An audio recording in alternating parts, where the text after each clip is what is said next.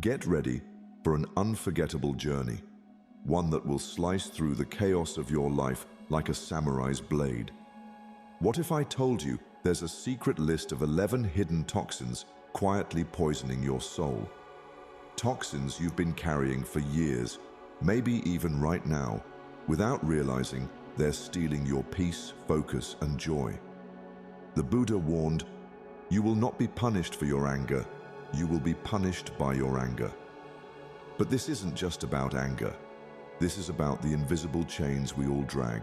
Relationships that drain you, goals that crush you, habits that hollow you out. Think about it. Why do you feel exhausted even when you're doing everything right? Why does success taste like ash? What if the answer isn't adding more to your life, but deleting what's killing you softly? Pause here. Look around. That voice in your head comparing you to others. The grudges rotting your heart. The endless chase for approval. They're not just distractions, they're slow-motion suicide. But here's the twist. You're not broken. You're just cluttered. And today, we're handing you a spiritual broom. These 11 lessons aren't theories. They're surgical tools forged in 2,600 years of Buddhist wisdom, reshaped for your modern war against burnout, anxiety, and emptiness. One viewer called this a silent revolution for the soul. By the end, you'll discover that 98% of people refuse to quit until it's too late. And yes, there's a bonus lesson so explosive, it rewires how you see everything. If you're going to take one thing from this video, let it be this. Your peace isn't missing. It's buried under what you refuse to release. Hit play. The life you've been begging for starts now. And if you're brave enough to delete these 11 things, you'll never be the same again. Number 1. Let go of toxic relationships. A tree does not cling to dead branches. When a limb no longer serves its growth, it releases it, making space for new life. Yet, as humans, we resist letting go.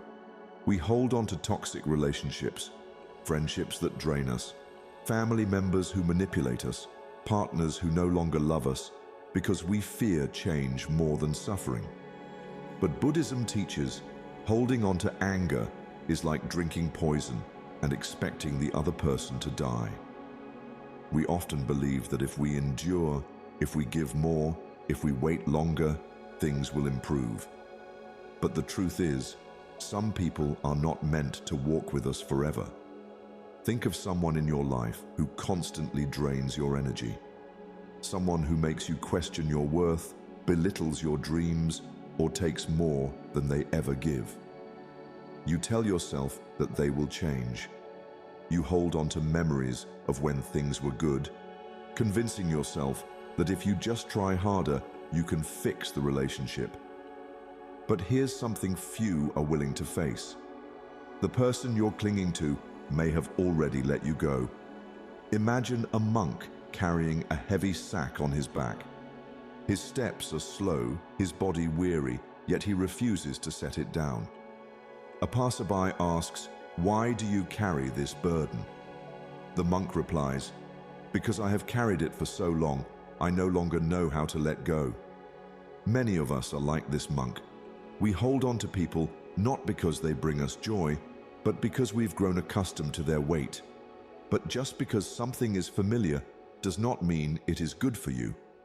Buddhism teaches that attachment is the root of suffering.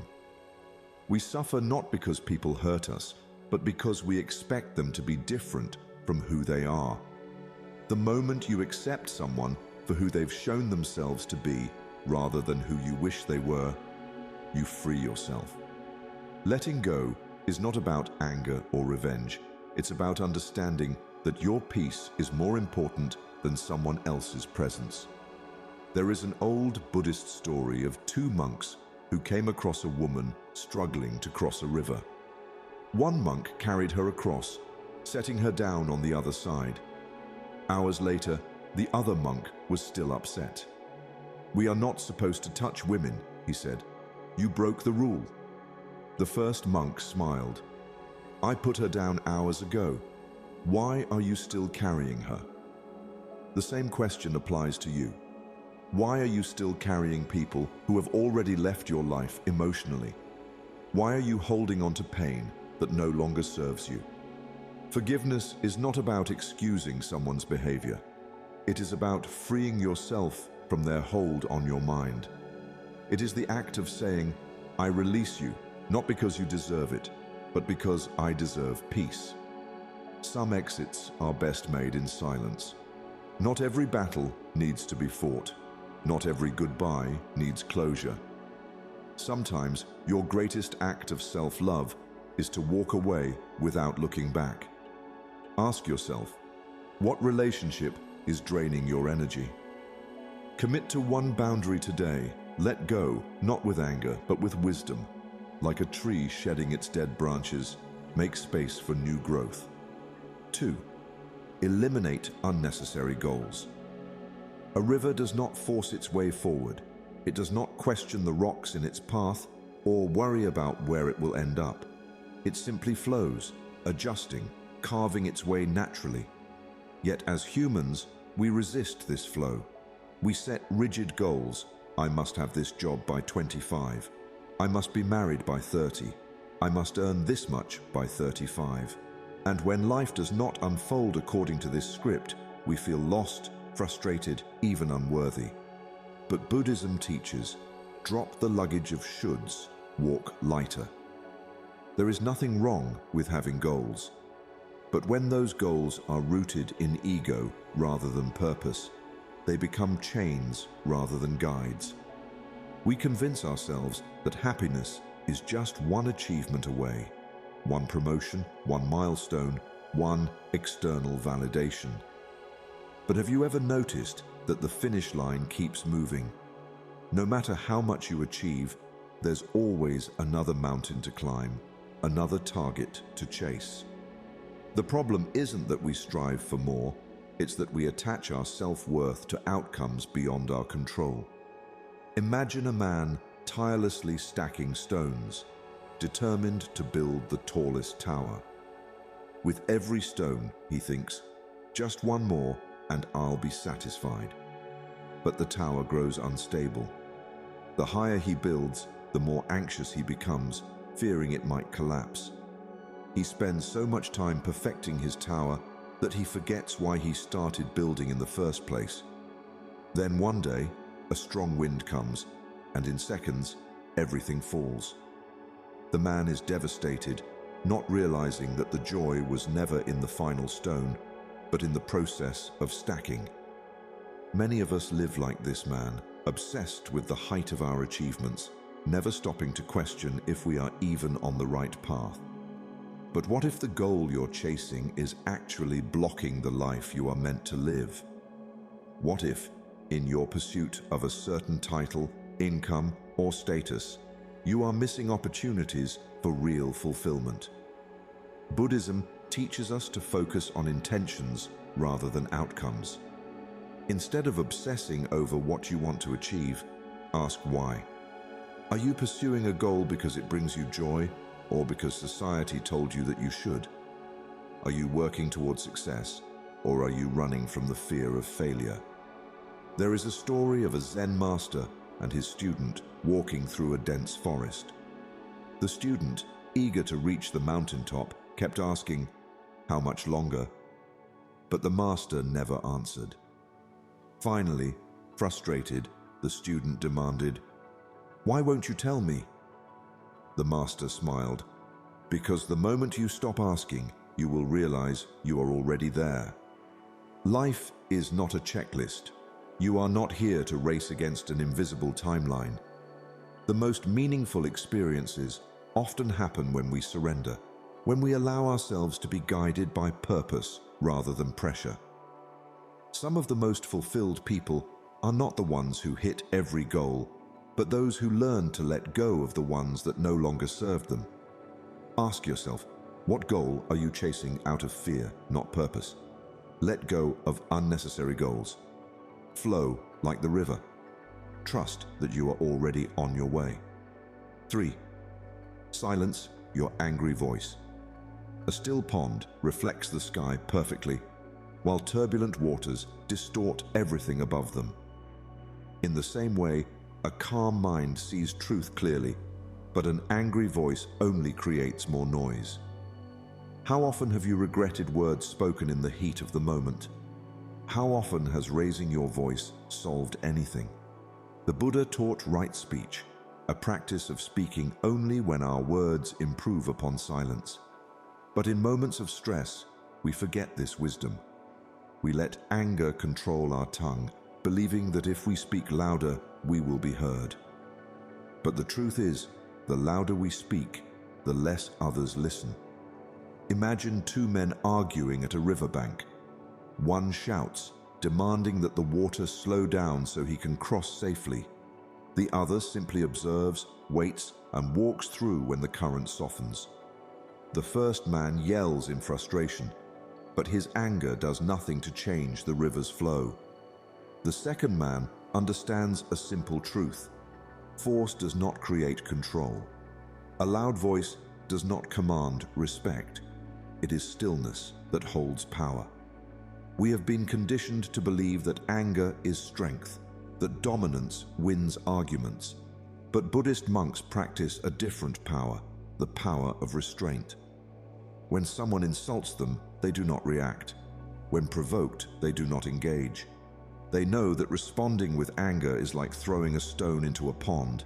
It only creates ripples of further chaos.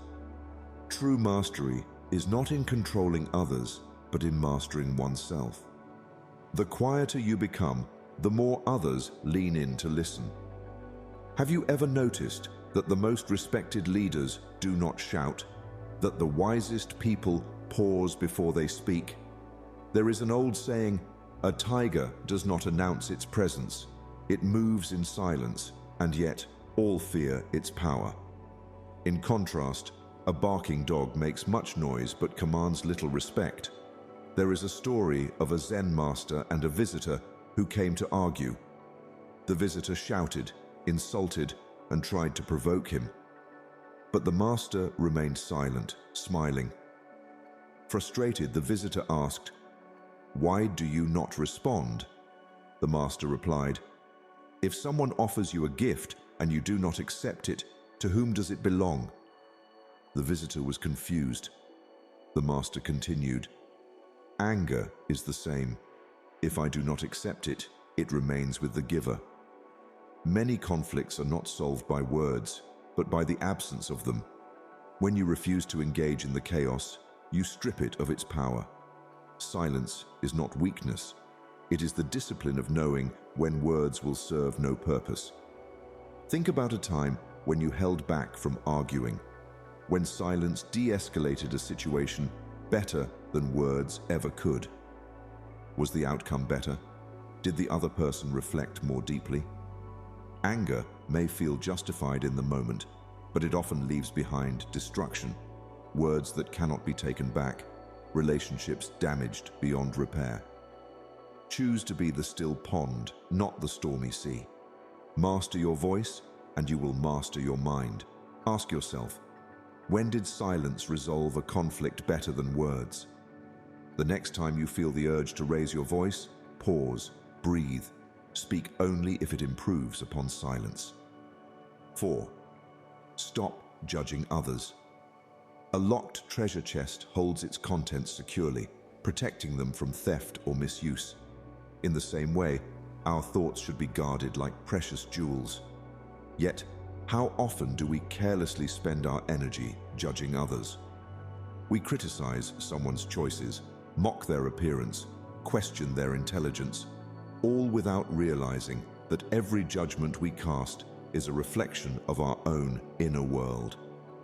The Buddha warned, "What you criticize in others, you nourish in yourself." Judgment is not about the other person.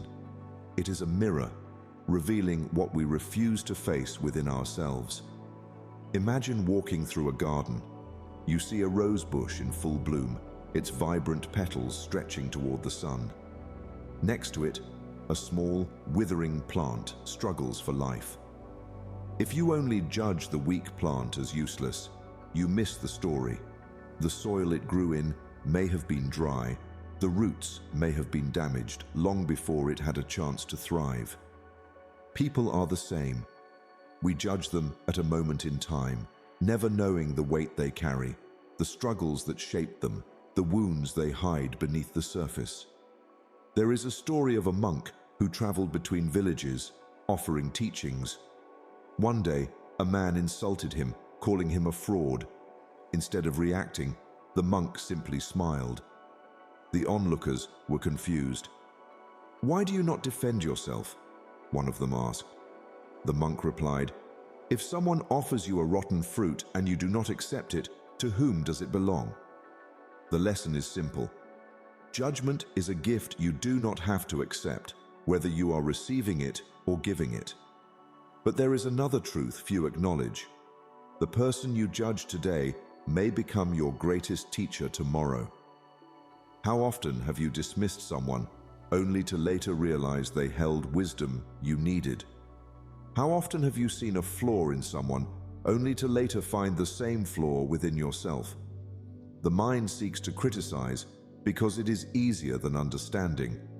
But judgment creates distance while compassion builds connection. Buddhist teachings emphasize right view, seeing things as they truly are without the distortions of ego. When you judge someone, ask yourself, am I seeing them or am I projecting my own fears? A person's mistakes do not define their entire being. A bad day does not make a bad person. And more often than not, the things we dislike in others are the things we have yet to heal in ourselves. Think about a time when you judged someone unfairly. Maybe you assumed someone was lazy without knowing their exhaustion. Maybe you thought someone was cold-hearted without understanding the walls built by past pain. Maybe you mocked someone's dreams because they reminded you of the ones you abandoned. What if, instead of judging, you tried to understand? What if, instead of criticism, you extended kindness? There is no wisdom in tearing others down. The next time you feel judgment rising, pause, see beyond the surface. The mind that judges is small. The heart that understands is vast. Choose to be the treasure chest, not the thief. Guard your thoughts. Let them be filled with light. Ask yourself, what judgment did you voice today that you can release?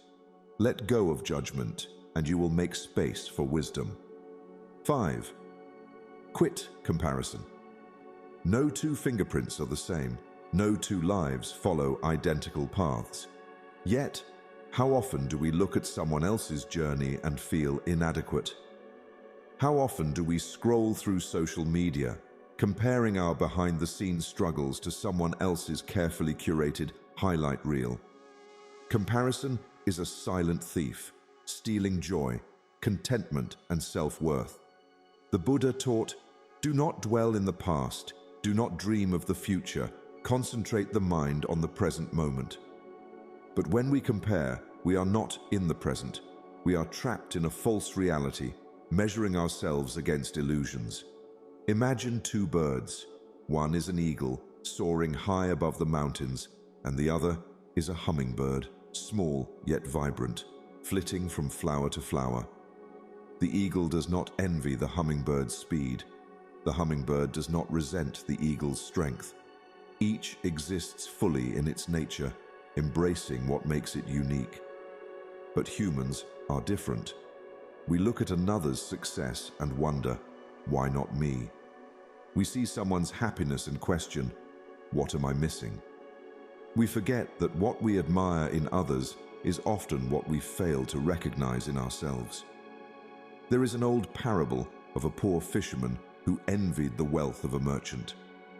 Every day, he watched the merchant's grand ship sail past and thought, if only I had his fortune, I would be happy.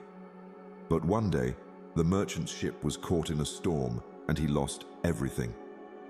The fisherman, untouched by the storm, realized his simple life, one of freedom and peace, was more valuable than gold. The lesson? The person you envy is likely envying someone else. The rich man longs for simplicity. The poor man craves abundance. The busy professional wishes for rest, while the idle wish for purpose. No one escapes the illusion of comparison. Social media intensifies this illusion. We see perfect vacations, smiling couples, achievements, luxury, but not the loneliness, the doubt, the failures. We forget that people only show what they want the world to see. The dancer showcasing grace does not post the bruises beneath their costume. The entrepreneur flaunting success does not reveal the nights of anxiety. The influencer sharing their joy may be struggling behind the screen. When we compare, we assume perfection where none exists. Buddhism teaches right view, seeing reality without distortion. And reality is this: you are on your own path. Your progress cannot be measured by someone else's timeline. The tree does not rush to bloom because another tree has flowers. The sun does not compare itself to the moon, and you are not meant to be anyone but yourself. What if, instead of asking, "Why don't I have what they have?" you asked, "What do I have that I am not appreciating?" Think about it. What strength do you undervalue simply because others do not praise it? Maybe you are a great listener, but no one gives awards for patience. Maybe your kindness is overlooked in a world obsessed with achievement. Maybe your creativity is unconventional and you doubt its worth. But these things matter. They shape the life only you can live. The next time you feel comparison creeping in, remember, your fingerprint is yours alone. No one else walks your path. No one else carries your soul. Let go of comparison and step fully into your own journey. Ask yourself, what unique strength do you undervalue because others don't? 6. Release toxic attachments in relationships. A garden flourishes when it is tended with care, but if you never prune, the weeds take over, strangling the very life you tried to nurture. Relationships are the same. Love should feel like sunlight, warm, uplifting, and free, not like a cage. But attachment disguises itself as love. It whispers, "Hold on tighter or you'll lose them." It convinces you that control is security, that constant closeness means connection. Yet, the paradox is this: the tighter you grip, the faster they slip away. The Buddha taught, "You are the sky. Everything else is just weather." When you attach yourself too deeply to another person, you forget your own vastness, your own ability to stand whole without them. Imagine a child holding a butterfly. If they squeeze too tightly, its delicate wings are crushed. But if they keep their hand open, the butterfly may stay a while, resting in trust before choosing to fly. This is how relationships should be: free, not forced. When we cling to someone, we are not loving them, we are trying to possess them. And possession is fear, not love. You fear losing them, so you demand constant reassurance. You fear change, so you resist their growth. You fear solitude, so you hold on, even when the connection is fading. But fear and love cannot exist in the same space. There is a story of a disciple who asked his master, "How do I love without suffering?" The master handed him a cup of water and told him to hold it lightly. Then he asked him to squeeze it as tightly as possible. The water spilled everywhere, slipping through his fingers. The master smiled and said, "Love like the first way, not the second." When you grasp too hard, you create loss where none existed. Toxic attachment often masks itself as devotion. You think, "I can't live without them." But ask yourself, are you loving the person or are you addicted to how they make you feel? True love nurtures while attachment drains. A relationship built on attachment feels like walking on glass, fearful, uncertain, exhausting. But a love rooted in freedom feels like the wind, natural, unforced, alive. The people meant for you will never need to be held hostage. Buddhism teaches non-attachment, not as a lack of love, but as the highest form of love. To love without attachment is to say, I cherish you, but I do not own you. I want you in my life, but I will not bind you to it. It is knowing that love should be chosen daily, not demanded. It is accepting that relationships evolve, people change, and sometimes letting go is the purest form of love. Think of the relationships in your life. Are you holding space for them to breathe, or are you gripping so tightly that they are suffocating? The friend you constantly check on, does your concern come from care or fear? The partner you try to control, are you protecting the relationship or imprisoning it? The family member you struggle to let go of, are you honoring love or are you afraid of emptiness? Love should feel expansive, not restrictive. The next time you feel the urge to hold on too tightly, remember, the sky does not cling to the clouds. It simply allows them to come and go, knowing it remains vast and unshaken. Ask yourself, which relationship needs space to thrive? 7. Abandon external approval. The sun does not ask for permission to shine. It does not wait for applause to rise each morning. It simply exists, radiating its light, indifferent to whether anyone notices. Yet, how often do we dim our own light, waiting for someone to tell us we are worthy? Seeking external approval is like begging for crumbs when you already own the feast.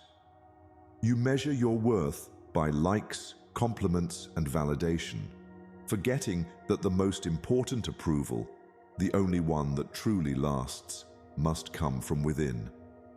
The Buddha taught, "Be a lamp unto yourself." But most people spend their lives searching for lamps outside themselves, hoping someone else's glow will make them feel whole. Imagine a sculptor working tirelessly on a statue, carving every detail with precision. But before each stroke, they pause, looking around for approval.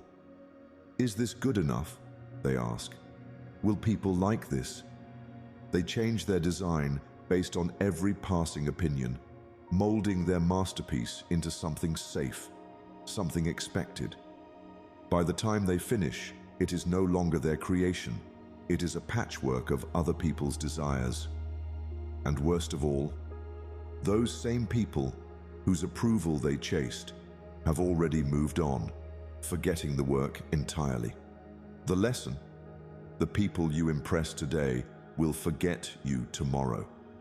Think about how much energy is wasted trying to fit into a mold that was never yours. You hesitate before speaking, worried about how your words will be received. You shrink your dreams because they seem too bold, too different.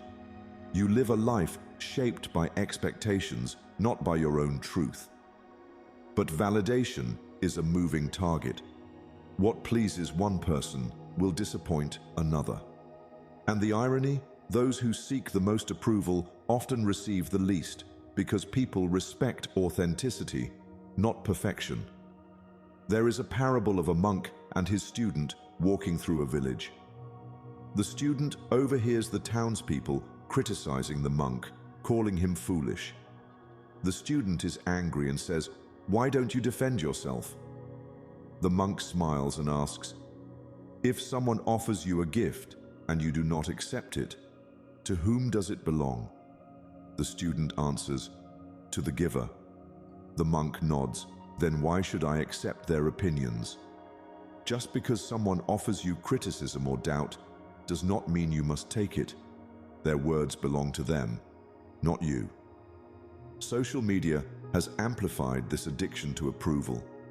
We post not just to share, but to be seen, to be validated. A simple moment of joy is not enough unless it is acknowledged by others. And yet, the digital applause is fleeting, a few seconds of recognition, then silence. This cycle is endless, exhausting. But here is the truth. Real self-worth is built in solitude, in moments when no one is watching. It is in the quiet work, the unseen effort, the unwavering belief in yourself despite the noise around you. Who are you without the approval of others?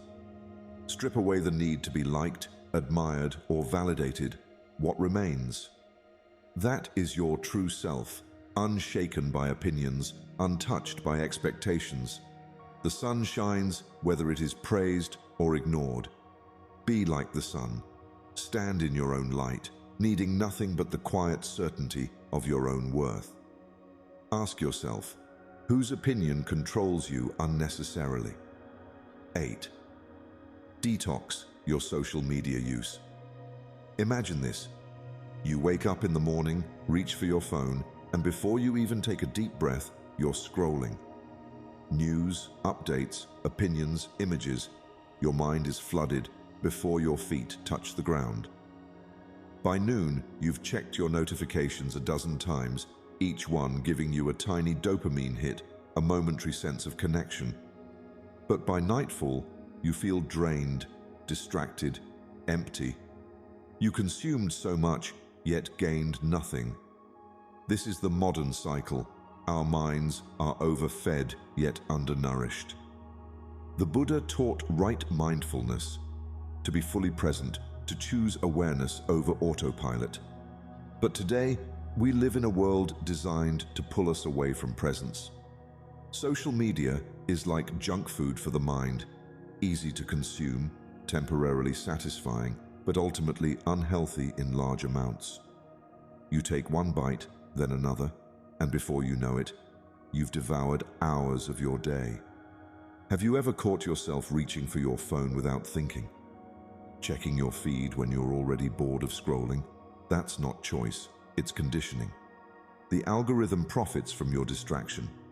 Every moment you spend lost in endless scrolling, someone else benefits.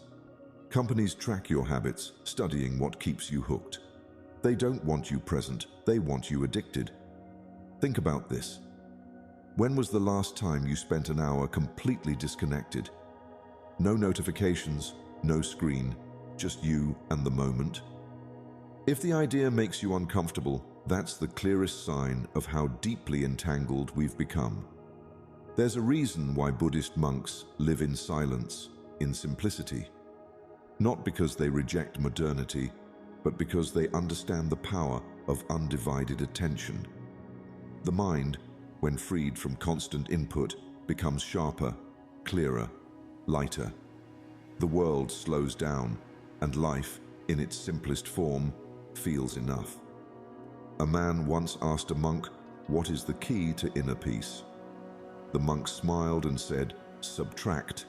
He didn't say add, he said subtract. Less noise, fewer distractions, fewer things pulling your attention away from reality. And yet, we do the opposite. We add more apps, more content, more digital noise, until our minds are too cluttered to think clearly. It is time to detox, not by deleting everything, but by regaining control. Start small, set boundaries. No phone in the first hour of your morning, no mindless scrolling before bed. Unfollow accounts that do not serve your growth. Ask yourself, do you feel energized after using social media or depleted? If it drains you, change the way you engage. Consume consciously with intention. Imagine if, instead of checking your phone out of habit, you used that time to breathe, to reflect, to be present. What if you replaced scrolling with journaling, notifications with silence, information overload with deep, meaningful learning? Your mind is a temple. Guard its entrance. Do not allow everything in. The more you detox from mindless digital consumption, the more space you create for real experiences, for deep thinking, for life itself. Because in the end, no one looks back and wishes they had spent more time on their phone. Ask yourself, what digital habit drains your presence? 9. Close finished chapters. You keep reading the same chapter, hoping the words will change. You replay conversations in your mind, wondering if you could have said something different, done something better. You hold on to memories, not because they serve you, but because letting go feels like losing a piece of yourself. But here's the truth. The past is a closed book. The more you linger at a locked door, the more you miss the open path ahead. The Buddha taught impermanence, the understanding that nothing lasts forever, and clinging to what has already ended only brings suffering. Think about it. Have you ever come across an old letter or a message from someone who is no longer in your life? At first, it feels nostalgic, maybe even comforting. But the longer you hold on to it, the heavier it becomes. It is a weight disguised as sentiment. Just like a fire turns paper to ash, some chapters in your life are meant to be burned, not out of anger, but as an offering to the future. Ash fertilizes new growth. Only when you clear space can something new take root. You may think that holding on keeps you connected, but what if it's only keeping you stuck? A relationship that ended, an opportunity that passed, a version of yourself that no longer exists. These things are not chains unless you refuse to let them go. Imagine a person trying to walk forward while clutching onto an old, rusted anchor. Every step is a struggle, but the moment they release it, they feel weightless. This is the power of closing finished chapters. Not because you're erasing the past, but because you're making peace with it. A man once asked the Buddha, "Why do I suffer?" The Buddha replied, "Because you think you are still the person who lived yesterday." Life is not meant to be relived. It is meant to be lived. Every experience has its time. Some people, some moments, some dreams, they were meant to shape you, not to stay with you forever. And yet, we resist.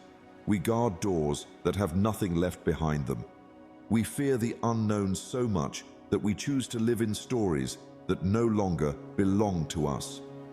The hardest truth is this: what you are clinging to has already let go of you. The job you lost, the relationship that faded, the plans that never unfolded, they have moved on. The question is, have you? What if, instead of mourning endings, you started celebrating transitions? What if, instead of grieving what was, you welcomed what could be? Imagine looking ahead with open hands instead of clenched fists. What would you reach for? It's time to turn the page. Not because the past was bad, but because the future is waiting. Burn the old letters, not in bitterness, but in gratitude. Every chapter brought you here, but now the pen is in your hands and a blank page awaits. What chapter are you clinging to that's already ended? 10. Drop unrealistic expectations. You build a picture in your mind, the perfect job, the perfect partner, the perfect version of yourself. You map out how life should unfold, setting expectations so high they teeter like a house of cards in the wind. And when reality doesn't align, frustration seeps in. You blame yourself, others, even life itself. But what if the problem was never life? What if the problem was your resistance to it? The Buddha said, "Expectation is the root of all heartache." We suffer not because life is unfair, but because we refuse to accept it as it is, instead demanding it to be something else. Imagine bamboo swaying in the wind. It bends effortlessly, never resisting, never breaking. It doesn't demand the wind to stop or the rain to fall differently. It simply adapts. But we fight, we resist. We say, "I should have been married by now. I should have achieved more. They should have treated me better." Every should is a rope tying you to suffering. Because the truth is, life is not obligated to meet your expectations. Reality unfolds as it will, not as you wish. Think back to a time when you felt truly disappointed. Maybe someone let you down, or maybe you let yourself down. That pain didn't come from the event itself. It came from the expectation that things should have been different. But what if you shifted your mindset? What if, instead of clinging to what should be, you embraced what is? The perfect life you chase is an illusion, stitched together by comparisons and societal pressures. It doesn't exist. But the life you have, the real, imperfect, unpredictable life, that is real. And when you stop measuring it against impossible standards, you begin to see its beauty. A Buddhist parable tells of a man crossing a river. He builds a raft, carefully crafting it to carry him across. But when he reaches the other side, he refuses to leave the raft behind. "It carried me this far," he insists. So he drags it through the forest, struggling under its weight. Expectations are like that raft. They may have helped you at one point, given you direction. But if you don't release them when the time comes, they become burdens. The vision of who you thought you would be, where you thought you should be, it's time to put it down. The truth is, life rarely unfolds as planned. The people you counted on may change. The dreams you built may shift. The path you imagined may disappear entirely. But this is not failure, it is reality. And those who suffer the most are not those who experience hardship, but those who resist the natural flow of life. To be at peace is to be like bamboo, flexible, open, accepting. It doesn't mean giving up. It means adjusting, growing, and finding joy in the unexpected. So ask yourself, what should can you replace with is today? Maybe it's time to stop demanding life fit into your plans and instead embrace the truth. Life is happening right now, and it is enough. 11th, eliminate gossip and negativity. A monk once told his disciple, "Words are like arrows. Once released, they cannot be taken back." Gossip, criticism, and negativity may seem harmless, but they carry unseen consequences. Every time you speak ill of someone, you not only wound them, you wound yourself. The Buddha taught, "Before you speak, let your words pass through 3 gates. Is it true? Is it necessary? Is it kind?" Most words fail this test. We gossip to feel superior, to fill silence, to bond over shared judgments. But in doing so, we poison our own peace. Imagine carrying a small cup of poison, sipping a little each day, thinking it only harms others. That is what negativity does. It slowly corrodes the soul of the one who indulges in it. The energy you put into criticizing, complaining, and tearing others down is the same energy that shapes your own reality. And here's the irony.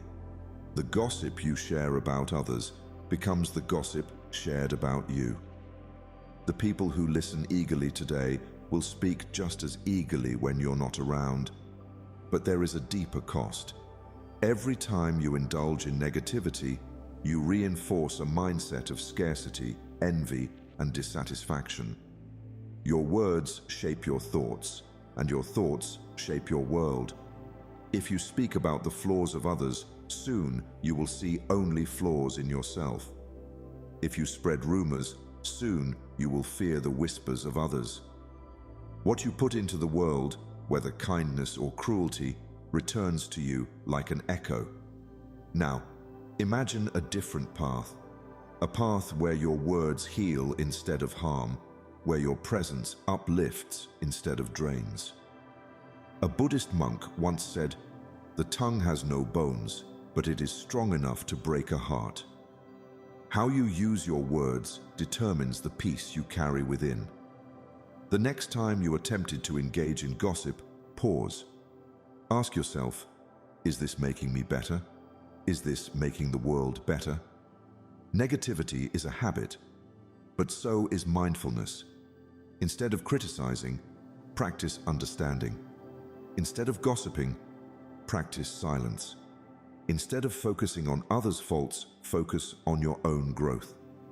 What you feed your mind shapes your reality.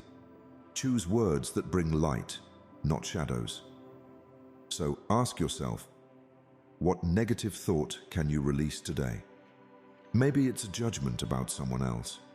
Maybe it's a harsh story you tell yourself. Whatever it is, let it go. Because the more peace you create with your words, the more peace you will find in your heart. Bonus lesson: the art of quiet quitting. A tree does not resist autumn. It does not cling to its leaves, fearing the barrenness of winter. It simply lets go, trusting that spring will bring new life. This is the wisdom of quiet quitting, not in the modern sense of disengaging from work, but in the deeper Buddhist sense of releasing what no longer serves your growth. Letting go is not weakness, it is wisdom. The Buddha taught, you only lose what you cling to.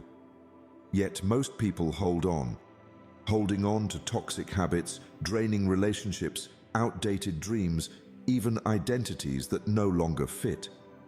They fear emptiness, forgetting that space is what allows something new to emerge. Imagine carrying a heavy bag of stones, each one labeled with something you refuse to release. Resentment, self-doubt, the need for approval, a grudge from years ago. You've carried it for so long, you don't even question the weight. But what if you simply set it down? The relief would be immediate, yet many fear that release. They mistake attachment for meaning, but attachment is not love. It is not ambition. It is not strength. It is fear disguised as control.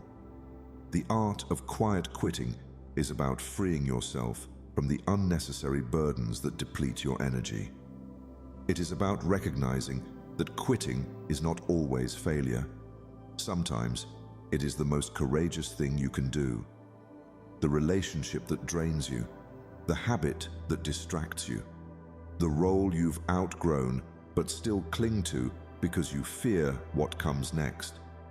These are the things that quietly suffocate your peace.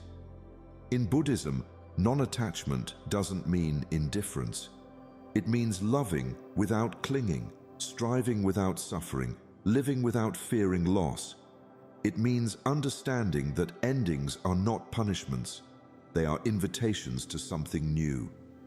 What if the thing you're afraid to let go of is the very thing blocking your next chapter? What if walking away from what's not working is the only way to find what will? The job that exhausts you, the friendships that feel one-sided, the expectations you never chose. What if releasing them creates space for something better? A Buddhist saying reminds us, when the wrong doors close, the right ones open effortlessly.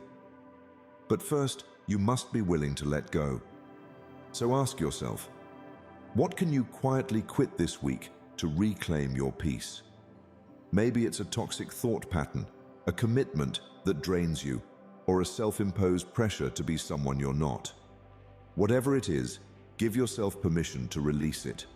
Not loudly, not dramatically, but with the quiet certainty that on the other side of letting go, something beautiful is waiting to take its place. Quick summary of 11 lessons. Let go of toxic relationships. Quietly distance yourself from people who drain your energy. Forgiveness liberates you, not them. Eliminate unnecessary goals. Drop goals rooted in fear or ego. Focus on purposeful intentions, not societal shoulds. Avoid raising your voice. Anger clouds clarity. Speak only when it heals, not harms. Stop judging others. Criticism reflects your own unresolved shadows. Guard your thoughts fiercely. Quit comparison. Your journey is unique. Social media highlights are illusions. Release toxic attachments. Love without clinging. Relationships thrive in freedom, not control. Abandon external approval. You don't need applause to shine. Validate yourself. Detox social media. Replace mindless scrolling with mindful presence. Algorithms profit from your distraction. Close finished chapters. Letting go of the past creates space for new beginnings. Drop unrealistic expectations. Accept reality as it is, not as you demand it to be. Eliminate gossip. Negativity poisons you first. Speak only what's true, necessary, and kind. The root of suffering is attachment. Buddha. Every lesson here whispers one truth. Freedom lives in release. The job you cling to, the grudge you nurse, the approval you crave, they're chains you choose to wear. But what if you unclenched your fists? The world won't end. It'll begin. Zen philosophy teaches, let go or be dragged. Think of your mind as a cluttered room, the 11 toxins. Dust choking your light. Sweep them out, and suddenly there's space to breathe, laugh, and live. Why waste energy polishing old wounds when peace is a delete button away? Here's the mind-blowing twist. You already have everything you need. Buddhism isn't about adding rules. It's stripping illusions. That voice saying, I'll be happy when, it's a liar. Joy lives now, in the quiet after you let go. Do not dwell in the past. Do not dream of the future. Concentrate the mind on the present moment. Buddha. This moment is your power. The relationships you quit, the gossip you silence, the expectations you drop, they're not losses, they're gifts to your future self. So ask yourself, what's one thing you'll delete today? Share it below. Your courage might spark someone else's revolution.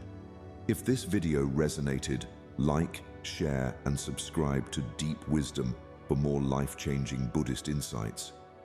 Remember, peace isn't a destination. It's what remains when you stop carrying the weight of the world. The art of living lies not in adding, but in subtracting. Start deleting